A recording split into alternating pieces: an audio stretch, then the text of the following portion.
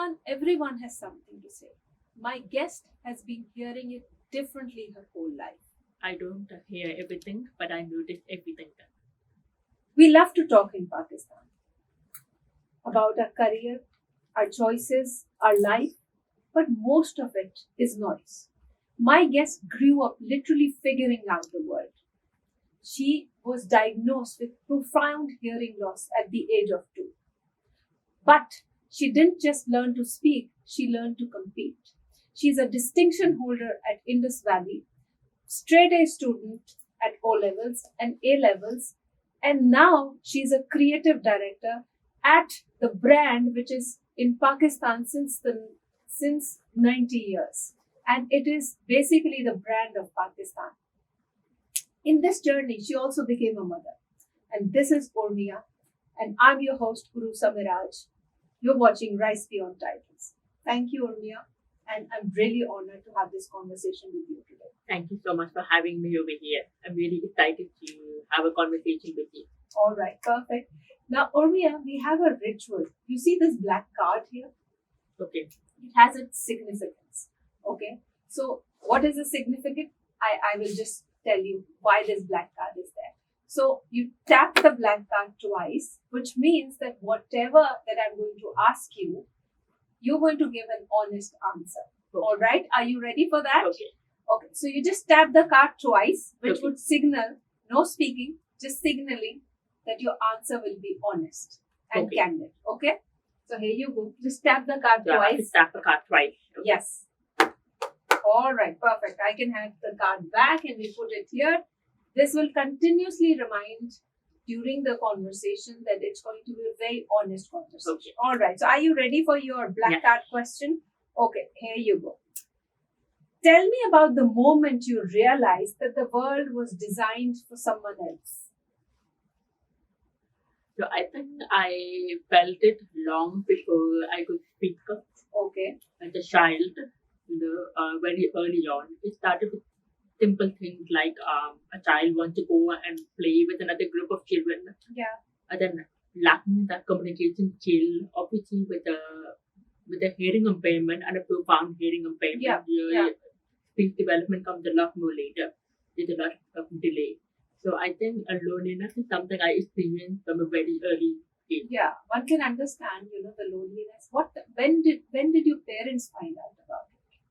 So my parents, I've heard this from my mother Okay. because I was too young or very To small. I was at understand the age world of- around yeah, you. to- Yeah. But what I heard from them is actually my parents were living in America at that time. They were the doctor. Okay. And they were doing their fellowship down in America at that time. I'm the first child.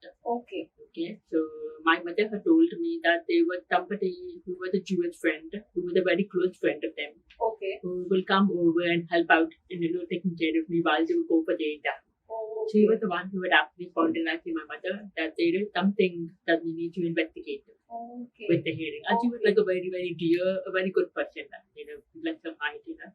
So my mother had mentioned this, that it was because of her that they actually started investigating and they went for hearing tests, Okay. because I was not responding like in To the the sounds. Yeah. expected Yeah. way. Okay.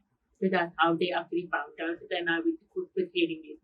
Oh, Now, okay. profound hearing loss means your hearing loss is about 90. Okay. So there is very little hearing, even with the 10%, hearing aid. only 10% of the hearing Okay. is there. So that means if I take off my hearing aid, I cannot hear anything actually.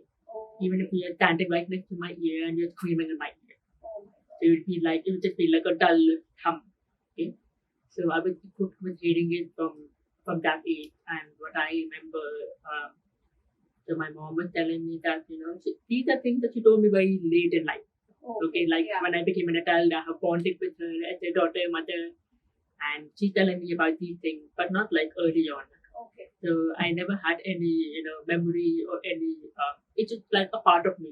Yeah, because you grew up with it and you became accustomed to it. This is what life is around you. So your early childhood, was it in Pakistan or was it My abroad? early childhood was in America. It was in Miami, Florida. Okay. So we were equipped with hearing aids over there. And the good thing is that in Miami, Florida, you have more advanced technology in terms of hearing aids and everything. So my parents were lucky that they were able to get that kind of access. Okay. And they could, and obviously it was because in my family, there was no one diagnosed with hearing loss at that time. So this was something very Very novel to new. them, and both doctors. I mean, Yeah. imagine the kind of trauma that they must have gone through. Both doctors, they're not the Shocked. ones picking it up. Someone else is. All right. Now, early on in your childhood, were you treated any differently? I was. You were, despite not being brought up in Pakistan. We'll talk Yeah. about Pakistan later, Okay. but I remember like snippets of like not fitting in with people and wanting to play with people, then people are just not accepting me, and I could never understand why. Yeah. Because I never had that kind of conversation that there's something wrong with me or there's a hearing aid problem. None of that. Yeah. My parents never had that kind of talk. It was always a positive note from my parents from day one. So I went basically with investigating friendship from a very young age, trying to figure out what exactly is going on. So were you trying to fit in at that point in time? Or at I think naturally, like I see it, my son now, naturally every child wants to play. Yeah. And then they feel that, why are they not able to be included in a peer play? Yeah. So these feelings come long before you start verbalizing them. Absolutely. So they were there, and you grew up with them. So in terms of your hearing impairment, was it like a problem to fix or a problem that other had to fix? I mean, others needed more fixing, Okay. or is it something that you felt actually that you had to fix? I never felt that it was something that had to be fixed within my family, and actually my family kept me so protected Okay.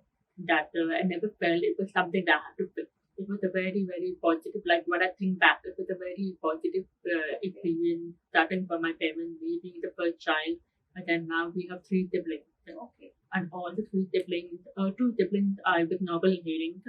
My 4th sibling is 15 years younger than me, and he's been diagnosed with a hearing impairment as well. He came a lot later after we had 3 children together. Okay. My youngest brother came much later. So we 3 were like a very tight knit group, and my parents actually made sure of that the 2 younger children were actually responsible for taking care of me. All right. So there was like a very beautiful language that of love that had formulated over the years, that they knew how to watch out for me without me having to say it. So it was I think a very loud part of my growing up in childhood, that whenever I used to step out in the outside world, when I will come back home, and at home I will feel like I'm loved, I'm safe, I'm included, and that I That think probably shaped up your overall personality.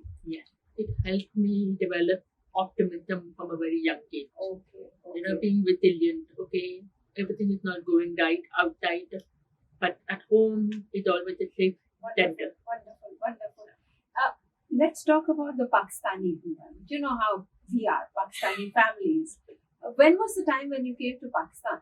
So I think I shifted to Pakistan. Maybe I was in grade 3 or 4. I'm not sure. All right. And So again, a very young age, very impressionable age. I thought probably in teens, but much earlier than in teens. What happened in Pakistan? You know how Pakistani families are. They're always pretending that it's not there. Oh, let's not talk about it. The way they look at you, probably the way they treat you. How was it like in Pakistan, in the Pakistani environment? These things what we're talking about right now is something I'm actually realizing a lot as well in adulthood. Okay. In teenagehood. Yes. In adulthood. But the simple reason that when you're a child, a lot of things just kind of go over your head. You feel it, but you don't realize it with that kind of level of maturity. Yes. Now that level of maturity comes a lot later in your life. Especially your teens are the tough ones. Yeah. So I think I really felt it when I became a mother. Oh. And the reason Really? for that I thought that much earlier than.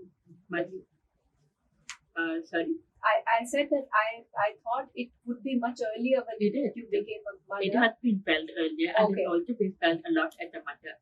So like there are 2 different dimensions to it. If I talk about my earlier years, it will be like simple things as in like I spoke earlier about trying to fit in. I was actually the odd one out always. Oh my Okay. Despite in being this the top academy. student in the class, how was it? Being the top and being the lonely one? Was it like that? So actually, I was very lucky in a way that my first school was Indus Academy. Yeah. So Indus Academy is now it's become like a home because for a person who has a hearing impairment, comfort zones are a big thing for us. True. Which we've become very familiar with because we have studied it, we have understood how it works, we know what to expect. Okay, so familiar environment is a big thing for us. In that environment, growing up, I remember in grade 7, by the time I came to grade 7, grade 5, grade 4, grade 3, I was just kind of like floating in between, not having a solid friend. Grade 7 is when I actually made a friend with a girl who came to a transfer from another school. Oh, okay. So And she was her also transferring, lonely. yeah, she was a new person. People were not accepting of her. It gave us the opportunity for me to make friends with her. And I feel like just because of that friendship, just having one person in the corner made the school years a lot more Enriching. bearable. Yeah. But then I had to, it became her, it became one friend, then it became a thick group of 3. Wow. And these people actually, so when you have a hearing impairment, you learn to repeat. Yeah. So like I'm repeating you right now, and repeating, you learn to repeat at a very fast speed. Okay. Yeah. This friend of mine actually learned to repeat with me. Wow. And me and her will be talking when we will be, across Without the classroom. a voice. Yeah. Oh wow. And teachers had to actually separate us because we would distract each other a lot. But we learned to, repeat from right across the classroom. So it was a very good point. Yeah. That's great. That's wonderful. What is the most desi thing, the most Pakistani thing that someone has done with you or someone has said that to you? The most Pakistani thing. Like a pattern. So when I mentioned that me being a mother, you want me to be very honest. Yeah. Like that. So basically, when you become a mother, actually, you start interacting with a lot more people. Yeah. Because maybe your child is, interacting. Okay, you have to become a lot more. You literally have to be looking out for another person, right? Yeah. So becoming a mother was one of the hardest things for me for the simple reason. Suddenly, I had to be talking with the people from the school. I had to be talking with the people for whatever was related to my child's growth. Yeah. I had to step out of my comfort zone a lot. Okay. There were people who were very, I would approach them and they will think that there's something wrong with my speech or I'm talking in a weird way. And there were people who actually said to me that your language is very different and you speak very differently, or they brush me off. That, I would be, hello, hi, we will make an effort. I roll, chip on the shoulder. There was a lot that came from that. And it was very painful. And then I came to, so I think my bubble started popping maybe from college towards university about like what you're describing, how people in Pakistan can also be very harsh. Very harsh. Very harsh. Then at the same time, you also find people who are very kind, but then we can also come to, Yeah. So I think being different in Pakistan, the noise of being different is much louder than people just speaking. So you cannot be different. That's what the problem in our society. We cannot accept people who are different. But that's how life is, and I'm sure that is something that has made you really very, very resilient. And we'll talk about motherhood and your bonding with your child, but let's the pattern of the whole conversation is that we go deep and then we sail up and just change the mood. So we're going to do a little myth buster, and I'm going to be asking you a few statements. You're going to tell me whether it's a myth or a reality. No further explanations asked. Okay, you just say myth or it's like a fast round. All right. So are you ready for those statements? Okay. Speech therapy fixes problems. It is reality. It is reality. Okay. All right. It's not a myth. Okay. We're going to get to the explanations later. If you work twice as hard, people will notice. Is it a myth? Myth. Myth. Oh, in your case, top student, but still you went unnoticed. We're going to talk about that. Getting into IVS and the Lyceum, the playing field. Gave you the playing field. So getting into a top-notch university and a top-notch school gave you the playing field. Reality. It did give you a playing field, correct? High achievers don't feel like giving up. High achievers don't feel like giving up. Myth. You do feel okay. All right. So there are some wonderful aspects. Which one of these that you called myths annoyed you the most? What annoys me the most? Yeah. Which one of the myths? Okay, annoy me the most. Yeah. High achievers that don't feel like giving up. All right. So let's talk about that in a bit. I feel like there is a lot of pressure and there's a lot of expectation Right. or definition of what we call a high achiever. When we think about high achiever, people assume that this is a person who wakes up first thing in the morning, has the entire day perfectly planned out and are executing everything on that day Yeah. consistently for the whole of their life. Yeah. That is to say that's basically your reward. Okay. Yeah. So when we talk about a human always has their ups and downs. Okay, and high achievers actually are starting from somewhere. It is something. There has to be something that motivates you. Yeah. And when we talk about success, again, Pakistan society really reframes success a lot as having 8 stars, being in the best institution, being in an Ivy League, having a tick for all your extracurricular Yeah. your portfolio. Yeah. Success, I feel like, comes in many different forms. True. Okay, it could be something as simple as having a lot of self-esteem.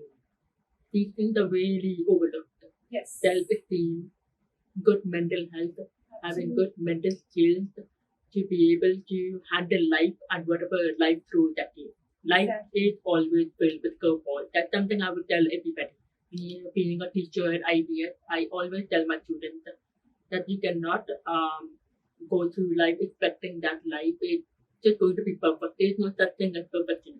Yeah. There's a lot of people who are having a lot of different invisible struggles. One could be like with me, with my hearing impairment and learning how to navigate life through it. For another person, it could be a financial, it could be a spouse, it could be anything. It could be But I really want to know, how did you keep up? You've been a high achiever. You just rightly said that, sometimes people take it for granted. Oh, okay, she is a high achiever. They will get it. We are the ones who need to work hard. But it's not like that. You have your ups and downs, and especially you were at the, you were in the spotlight all the time. Your feelings were hurt most of the times. They must have pushed you to the wall, that your self-esteem must have been crashed several times. How did you keep up? That's the key question. So I actually had a driving force. Okay. I felt I was invisible for most of my life growing up. Okay. And the only way I could make myself loud was not by speaking, but by my grace.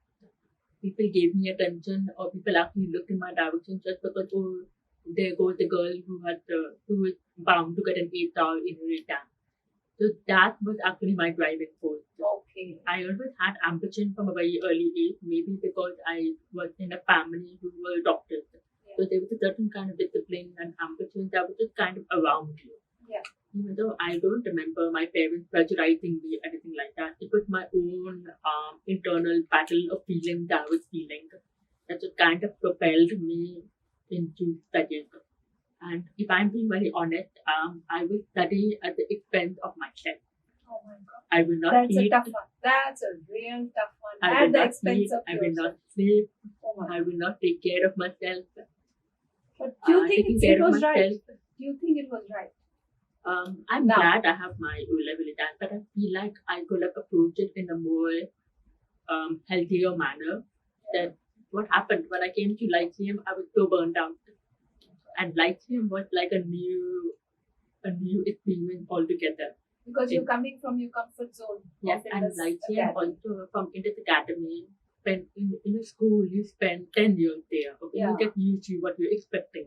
It's like a second home for you. Okay, it's like clock in, clock out. You know the people. Lyceum was an entirely new place for me. I was the only one who took the admission into Lyceum from Oh. Indus Academy. So I had no friends with me at all. I had no people I knew. The teachers, everybody was, and that for a person with a hearing impairment is very, very scary. True, it is. Yeah, I had to learn everybody again, and obviously, having the barrier of Urdu. Okay, so I cannot speak Urdu, and I cannot fluent in Urdu, and I cannot understand Urdu. Another thing that I wanted to touch upon that you have already. So, yeah, I'm going to ask you a question around Urdu Okay. and you not understanding Urdu, but please complete. Basically, the reason for that is when a child is diagnosed with hearing impairment, they have to train in one language.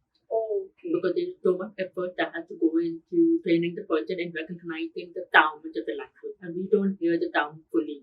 We just learn to lip read.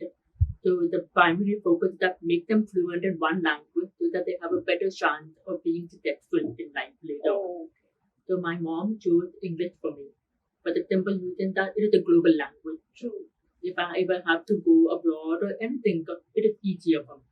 But it was not without the challenges living in Pakistan and not knowing Urdu. It was so Exactly. frustrating. It was like, Exactly. I mean, it's a challenge or a struggle on a daily basis. You go anywhere, you talk to anybody. Even I am holding myself on to not speaking Urdu because Thank you. it's so natural. As for a Something that is person that is there. it's your We mother like, tongue. yeah, it's our mother tongue. We joke in Urdu. We laugh in Urdu. No matter what, no matter how fluent you are in the second language, it just comes in naturally. You hear something, you know all those slangs and everything. It just fits in so well. So I'm sure in your circumstances, in your school, in your college, and even in your work life, you must be, people speaking a lot in It is Urdu, and you exhausting. would not be, yeah. So like in Lyceum, when I came in, it was an entirely new system. Like in school, you have like a teacher for each subject and they're teaching you. Okay, in college it's different because they're giving you lectures. There is nothing written on the board. Yeah. A lot of listening. I remember I'd be sitting. I would go in the front row so that I could hear the teacher read, but they would be talking in Urdu. Oh my It was very frustrating, especially for a student who's very academically oriented. So I remember there would be students sitting next to me whom I did not know, and I'd be peeping over, looking at their notes and copying them, Oh the my notes. God. And I was feeling so awkward and embarrassed. I felt a lot of things, and I did not even have the guts or the courage to tell the student next to me that, I have a hearing impairment. Will it be okay for me to copy your notes? I was just like, just getting through moment by moment. I can imagine the kind of pain you must be going through, especially in your teens, because teens are the years where there's so much happening within you and you're feeling this. But this is actually, when I talk about it, when I came to Lyceum, I was very burned out. And on top of that, I was navigating all of these new feelings, new fears. I would put fear, okay, and not feeling safe. So, and college is, I think, the most fastest period in any student life. It passes in a blink of an eye. True. It's only 2 years. And the first year, you have to give your AF exam. Second year, you have to give your A-level exam. So it's very rapid. Yeah. So you don't even get a moment to come up to the surface and catch the breath. Especially someone who has been holding a record. Yeah. It must have been very taxing on you. So when I talk about high achievers, not wanting to give up, they want to give up all the time. Yeah. I mean, I'm sure that those days must have been really painful. So, okay, now again, we have gone deep inside. You've managed to open me up. Yeah, I have been able to. It's the tapping ritual. You see, it opens people up. All right, so wonderful. You've opened up pretty well. Let's take you to the next level. Now I'm going to show you something, and you're going to tell me. No words here. All right. I'm going to show you something, and you're going to tell me what you see. All right. So are you ready for this segment? Okay. Okay. No words here. Okay. All right.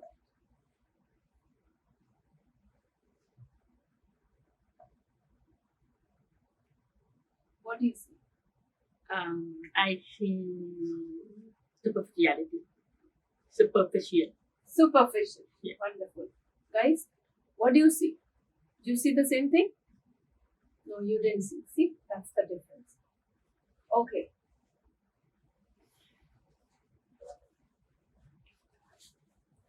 I see nervousness, anger, anxiety. Excellent. Frustration. Wonderful. Okay. And so there's another thing that I need to do.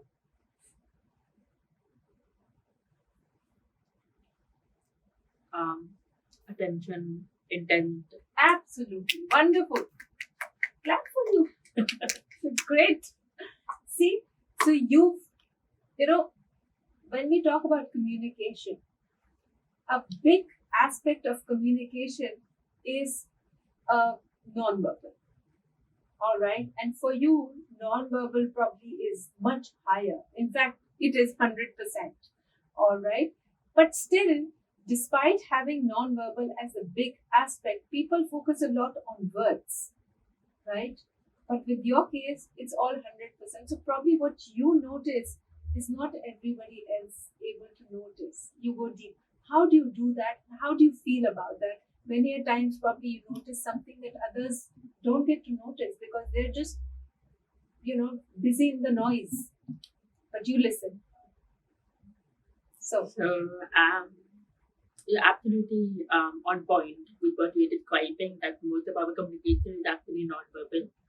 I feel like it is a blessing and also can be a bit of a challenge okay. because sometimes you can launch into an overthinking mode because you can notice a lot more that your intent is to notice. So it can take kind of take a brunt of your relationship. True. Okay, so like for example, if somebody I'm interacting with is not very good at masking their annoyance or the irritation or any of their feelings, they may think that they are camouflaging it, but I can see through. Yeah. So that can also kind of hurt you, or you can feel more offended on a very daily basis. So I feel like it has its challenges. Do you ever feel that you have, people don't get to realize your feelings most of the time, whereas you get to see through them? Yeah, a lot of people don't realize. They don't realize because they probably are more conscious about you being different, you cannot hear, or the way that you are speaking, your speech. I think more like the way I'm speaking, maybe. So they're more focused on that rather than seeing through you, the way you see through them. Yeah. Wonderful, wonderful. All right. So, do you think that people actually are terrible at reading each other in general, those who can hear well or hear noises? I think there's no right and wrong. It's not black and white. Yeah. A lot of information I missed out on with this is basically tone of voice. Yeah. So I feel like a lot of people can understand each other through their tone of voice. True. And they're able to really understand, and that's something that I would not be able to understand. Okay. Or for a long time, it could go unchecked. What is my own tone of voice that I wouldn't be aware of? Yeah. But the other person may take it in a different way. You're absolutely right. It's the tone of voice that actually helps other people understand it, not just by seeing it, but it's the tone. Whereas in your case, you can see through it. So I rely on visual cues, on body language to understand the entire mood about the other person. Exactly. So now let's pull you up again. I'm going to give you statements and you're going to finish those statements. All right. So are you ready for the quick segment? Complete the sentence. Okay. All right. Okay. No thinking. Whatever the first thing that comes to your mind. All right. Okay. The thing I carry that no one sees is pain. Oh, very deep. Very deep. Okay. Being truly understood feels like Loved. loved. Okay. So, yeah, the loved ones will be able to understand me better. Most people think I'm strong, but actually I am Very sensitive. very sensitive. Okay. But do most people think that you're very strong? Okay. I thought so too. Okay. But you are also, we'll talk about that. The loneliest I've ever felt was The sitting in a group of people. so you felt that quite often? Yeah. Quite often. Right. Probably a daily struggle. Yeah. Maybe. Yeah. Yeah. What drains me most is not deafness. Sorry. What drains me most is not my hearing impairment, but it's Being misunderstood. being misunderstood. Oh my God. Again, very deep. So I tried it not to be. And which of these, the sentences that I said and the feelings that I try to, bring out from you, which one of these were most hurtful? Not being understood, uh, being left out in the room, not being able to, people think that you're strong and not actually being strong. I Which think, one is the most to be hurtful? left out. Be left out. I think the thorn that has been in my back since childhood. Yeah. So it's something that is still, I think it's a very immature. When I say the word immature, Yeah. it means that it has not evolved. Yeah. It has not progressed. It has just been kind of stuck in Okay. that kind of level. Okay. Okay, so that's what I mean by immature. So it is a trigger which comes from childhood. Yeah. It's something that I'm navigating and I'm trying to uh, grow with it, and I have a lot, but it's like a very old thorn. Yeah, and still pinching you every now Yeah, and then. on and off. It's pinching. It's not as regularly as it used to, but it Yeah. is still there. That's why I said that. That's why I felt that you're strong. Okay. Now let's talk about motherhood. Okay. In all this, the thong is still there. It hurts you, pinches you, you're left out many a times, you feel isolated. And there you become a mother. How is that feeling? And you've already talked about some of the challenges Yeah. after becoming a mother, but how is that feeling? And if it's not too wrong to ask, what about your child? Daughter or a It's a son. Son. He's a son. Okay. His name is Alyan. Alia? And he can hear well. He can hear well. All right. Alhamdulillah. So how was that feeling? I mean, In terms of what? in Like, terms of did it feel that something missing is now overcoming or something missing So is when I now became not a there? mother, Yeah. suddenly I would thrust into a role in which I had to speak up for another person. Okay. Okay, and that is a very scary role to be in, because even the child is with the perfect hearing, but with every child, you have to be their ears and eyes Absolutely. for the longest while till they become maybe 7, 8, 9 as a mother. Yeah. Okay. So I found myself in a lot of scary positions in which I had to challenge myself. I had to actually speak up for the needs of my child. Okay. And that is something that is not easy for me. Growing up, I would say I did not know how to speak up for my own needs. Oh my God. So if I struggled a lot in that aspect, suddenly having to speak up for another person was very, very hard.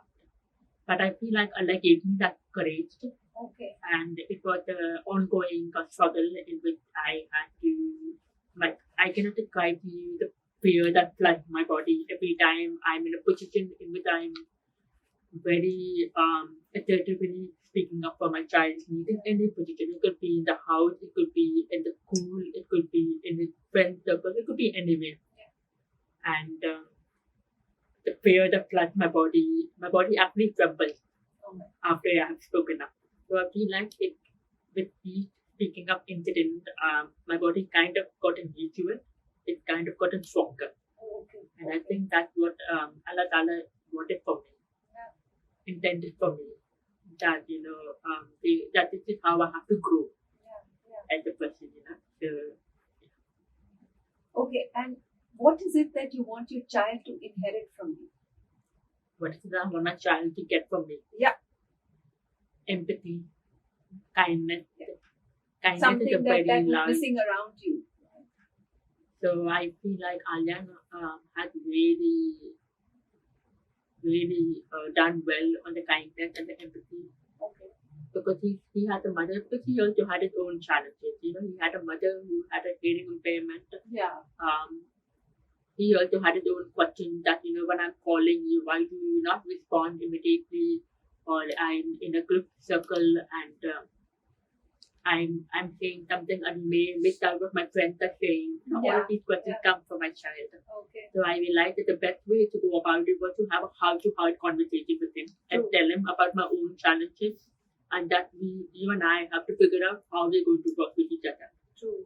So I feel like that has instilled a lot of empathy into him. That has instilled making him look out for the other person rather than being self-centered.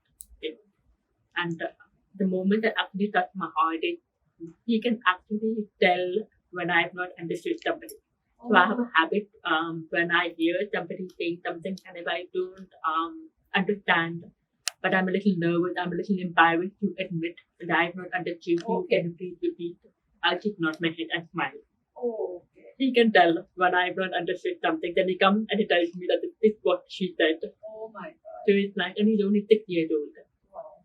So it's like, So one can say that you're kind of raising him like you see everybody and people around you, like you see the world versus how everyone else sees the world. So you kind of raising him like that.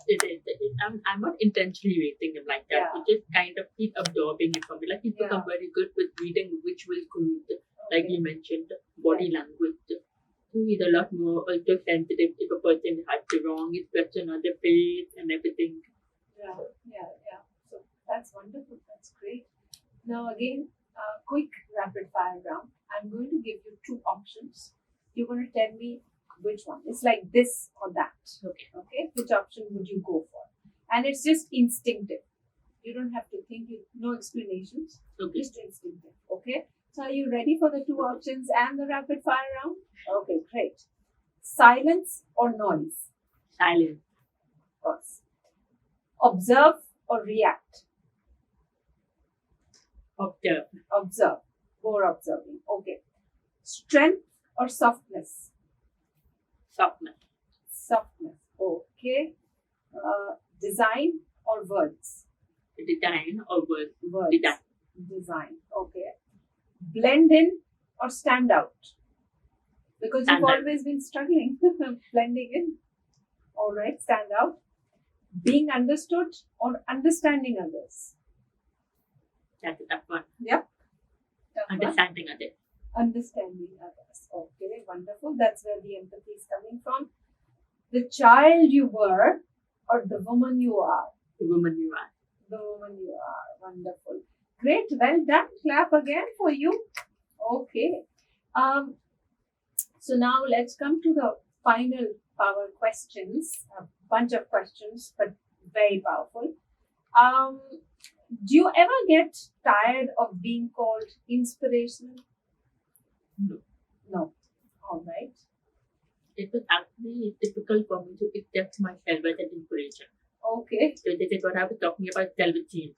Hmm. So people see high achievers, they see high success, but they may not see self-esteem or self-confidence. And I feel like that matters at the end of the day. Right. Because if you have a good, healthy self-esteem, that really allows you to go through life a lot more smoothly. You don't go downwards into a very negative spiral. Yeah. Okay. So I think for the longest time, I could never accept people seeing me as an inspiration. Yeah. I very recently have learned to take ownership of my achievements, of what I have achieved, Okay. and taking ownership and also acknowledging. So you like it that you are being an inspiration for others. Yeah. Something that you had been struggling for. All right, wonderful. So what is it that people generally get wrong about you? What do you feel? What is it that people get wrong about? A lot of people think I am rude.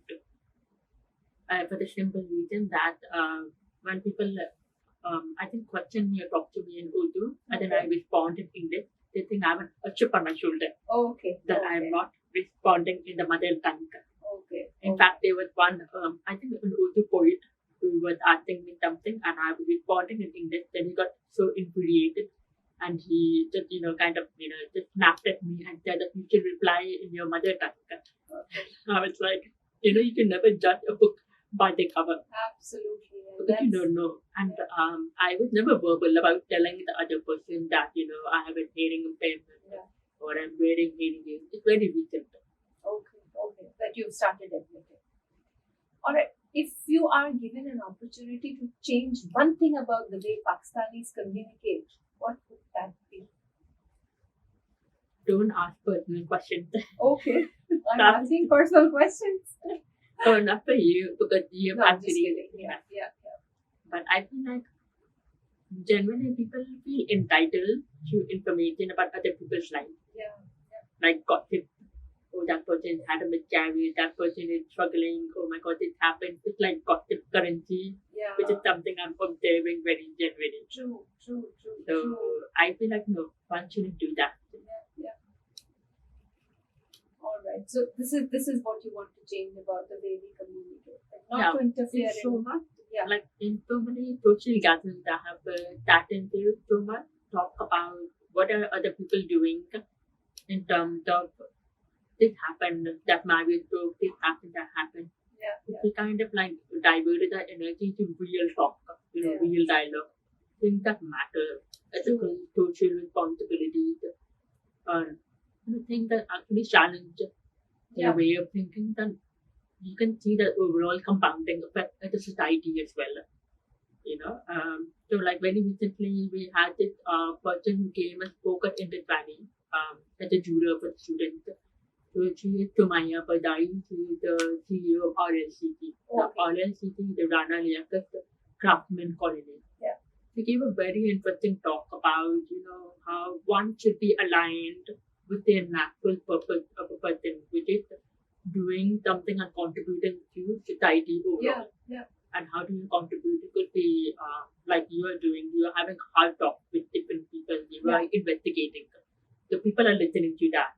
So for me, I've understood sharing my personal story about hearing impairment, the challenges.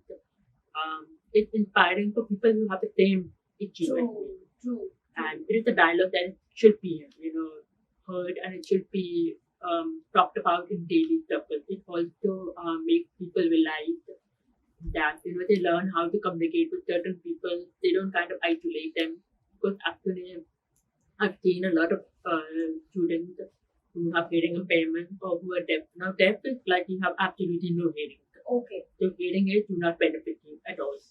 Yeah. Okay, so you actually have to do sign language as a communication. Yeah. So people see them and they're like, okay, this person is not capable of anything. We can't have them in our school. We can't take admission for them.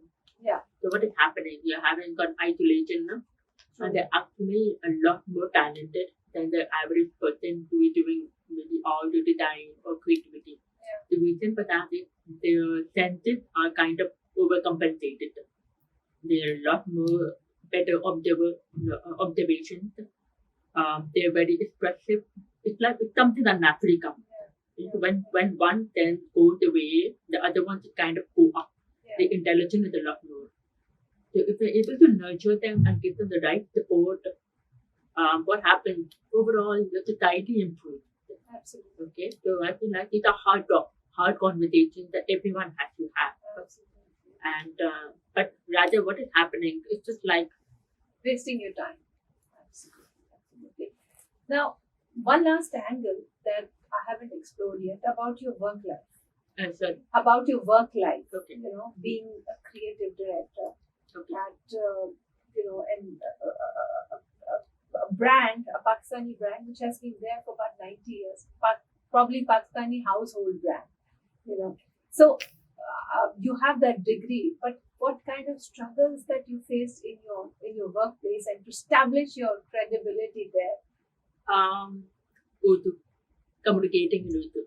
So That's- whenever you're working in any form of textile, you have to communicate with production workers or you have to communicate with a lot of people. Yeah. And naturally, everyone's language is Urdu. And also, I cannot speak on the phone. Yeah. Okay, I cannot take phone calls. I have to be on WhatsApp. It was very difficult for a lot of people that, there's a lot of back and forth that you have to cover. And taking on the phone, so what I will do is I will have my husband help me out. My husband is very supportive, mashallah. My husband help out, my siblings, whoever was around me and was willing to help out, listen on the phone call. Okay, and then I will understand. Yeah. But very recently, I have now started openly communicating to the other person that, I cannot take a phone call, so you can message me on WhatsApp.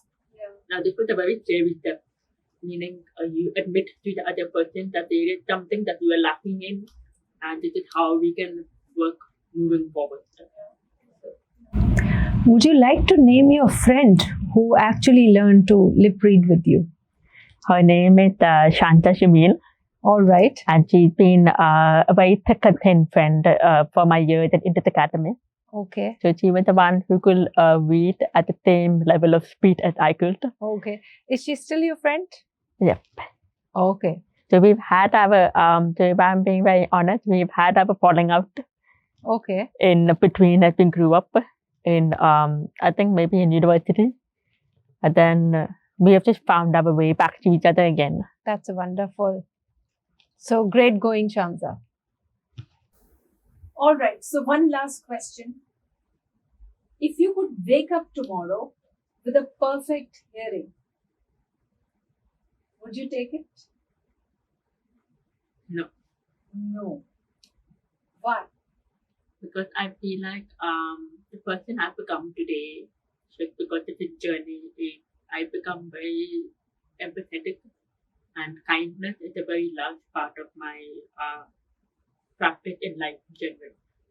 Dealing with people, when I'm counseling my students, when I'm just overall as a person. And that's something I will not give up for the world. Oh my God. If I feel like if I had perfect hearing, maybe my path could have taken a different turn.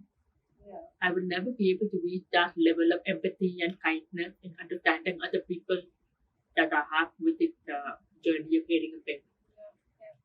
So one can say that, being different was not your biggest challenge, but your biggest strength. Yeah. It was. So with this, we come to the conclusion of today's episode. Thank you so much, Urmia. You've been very candid and very honest, and I can truly understand that it's difficult to express yourself to this extent. And being out there, out loud, you really respected the black card and the tapping. You've been very honest. And I'm so happy because I feel that with your journey, this can really, help others understand how life can be, what kind of curveballs that you just said life would throw at you, and you could make wonders out of it. So with this, we come to the close of today's session. Thank you so much. It was truly inspirational. And at the same time, being a mother myself, I can relate to a lot of things because motherhood develops that empathy in you. And many a times we feel that we are hearing everything, but actually we are just hearing noises. And the kind of depth that you get by a challenge around you, you can't get it otherwise. This is Uroosa Meraj signing out. Allah Hafiz.